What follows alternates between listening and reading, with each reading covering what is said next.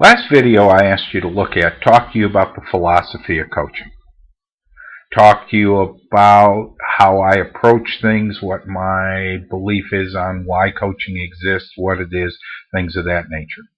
In this video, what I'd like to do is I'd like to talk to you about the nuts and bolts of coaching.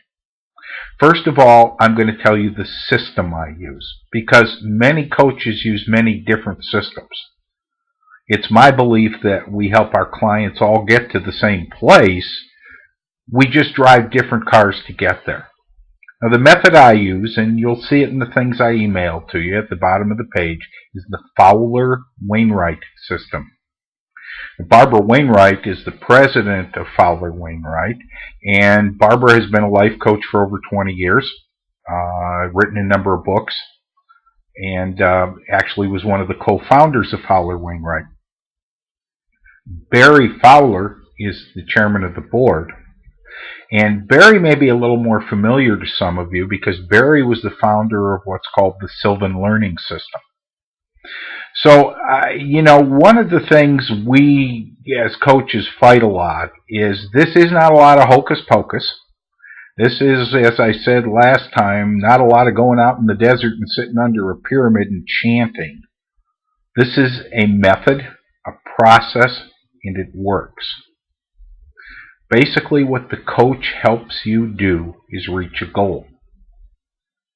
And if you stop and think about it, coaching's really not any different regardless of what hat you wear. Suppose we were getting ready to work together and you were an athletic team and I was your coach. Your goal would be to win a championship in whatever sport you participated in. As a coach, I would help train you, I would help advise you, I would help motivate you to reach that goal. Okay, so what are we going to do? Well, that's what I'm going to walk through with you in this video. First thing I'm going to do before we have our first initial coaching session is I'm going to email you something called the Circle of Personal Perspective. It's not important that you remember any of this. There will not be a test afterwards, so don't worry. But what is important is for you to understand, and I referred to the Circle of Personal Perspective in the last video, not necessarily by name, but the Circle of Personal Perspective asks you to evaluate those 5 areas, see my hand? 5 areas of your life, okay, that using the Fowler-Wainwright system, we believe creates balance. Okay? The first is professional, the second is financial, the third is spiritual, the fourth is relationship, and the fifth is professional. Did I say professional? Financial. Wellness. I'm sorry. I have to refer to my notes. Right. So we have professional, we have wellness, we have financial, we have spiritual, and we have relationships. Now, when we get together for our first coaching session, I'm going to walk you through an exercise that asks you to evaluate each one of those areas of your life. You can give me as little or as much information as you choose to. Based on the information you give me between our first and second session, I'm going to create a vision statement for you. And a vision statement is something that is really going to be the foundation block for you to reach your goals and objectives. A vision statement is something that is what it implies. It's in the future. It's a vision. I'm going to read it to you. I'm going to email it to you. And then I suggest that you record it onto an MP3 on your computer and listen to it periodically. I'm not embarrassed to tell you that I listen to my vision statement sometimes once a day. I do have a coach. I have somebody I work with periodically who helps me professionally, spiritually, and I'm actually looking at beginning to work with a wellness coach here in the near future. So, like I said earlier, this isn't run out in the desert and sit under a pyramid chanting. Right? This is a well-defined process. Second time we get together, you're going to get an email from me with a rather extensive, I guess for lack of better words, what I would call a questionnaire. And this questionnaire is going to ask you to ask yourself questions about you. Now, you can choose to be as honest as you want, or you can choose to look away or avoid those questions. It's entirely up to you. I will tell you, and as we talk through the coaching session, what my role becomes is that when you share this with me in the third session, I may challenge it. I may ask you a lot of questions. I believe in the last video you heard me tell the story about the young man I worked with who wanted to run a marathon. It was one of his wellness issues. Only he was smoking 2 packs of cigarettes a day, and I said, Brian, I think it's a great goal. What's going to happen if you're still smoking 2 packs of cigarettes a day? He kind of looked at me and he said, yeah, ain't going to work, is it? I said, no. Now, subsequently, he came back, and this is interesting, in a session down the road, the root of his smoking, which he actually had picked up since he came back from being in the war in Iraq, which you would think would be enough to cause anybody to start smoking, but he actually had a series of personal tragedies occur in his life that led him to begin smoking, and smoking as heavily as he did. And he was kind of able to uncover that it was one of those what came first, the chicken or the egg sort of thing. But by kind of tracing backwards in his mind and saying to himself, well, you know, why am I really smoking this much? Oh, it's because ... Then what he was able to do is he was kind of able to get some help to deal with those issues. Okay? You know, I said to you in the last video that coaching is not therapy. And I believe that. I'm not saying I don't believe in therapy.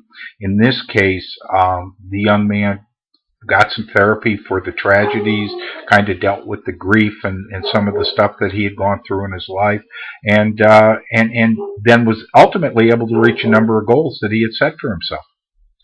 So once we do that, and that's going to be a lot of work for you, and again, it's how much you put into it. Now, I want to go back to the circle of personal perspective, because you're going to look at those 5 areas of your life, and let's take financial.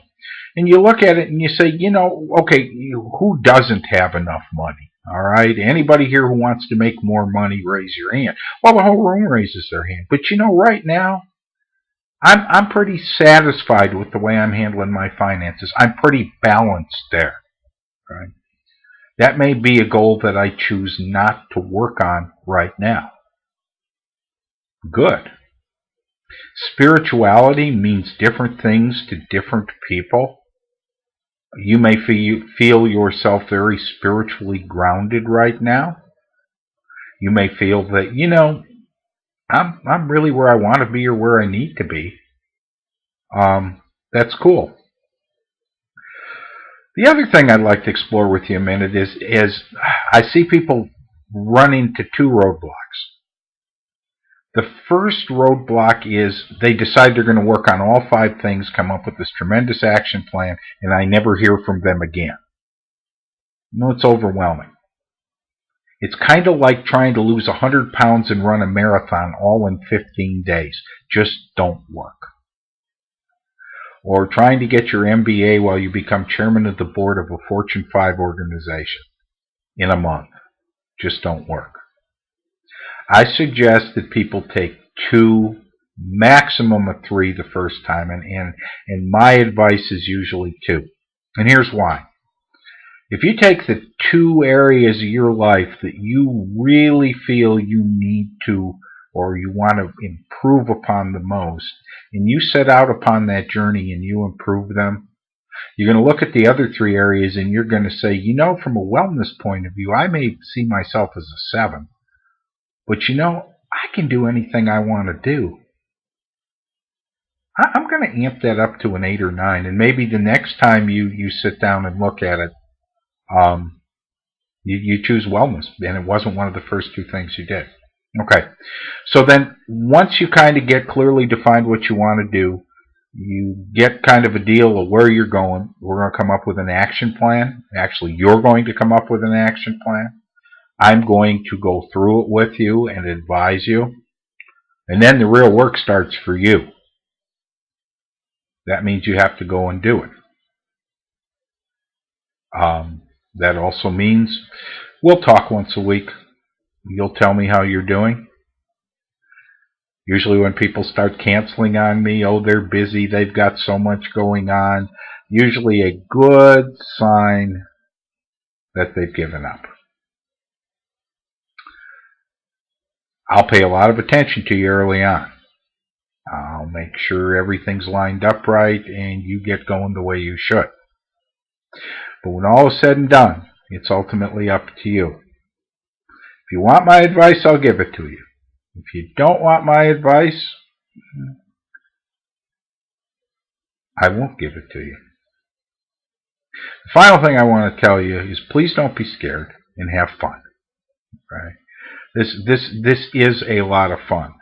I look forward to talking to my coach, and I'm kind of now on a thing where I go session to session, and sometimes I go 6-8 weeks without talking to her. Right? And sometimes she takes me to the woodshed. Okay. But what happens here is that you actually build up a relationship of trust. The more you learn to trust the person that's coaching you, the more you're willing to take on and the harder you are to work. So I look forward to talking to you the first time. We're either going to do that on the telephone, we're either going to do it via Skype, or I don't know. I don't know how to bilocate. If you do, that'd be cool. Okay. So I hope you have a great day. Again, you have my phone number. If there are any questions, please feel free to call me. I don't bite, really. I'm close to being normal. Joan said to tell you close. Okay. Have a good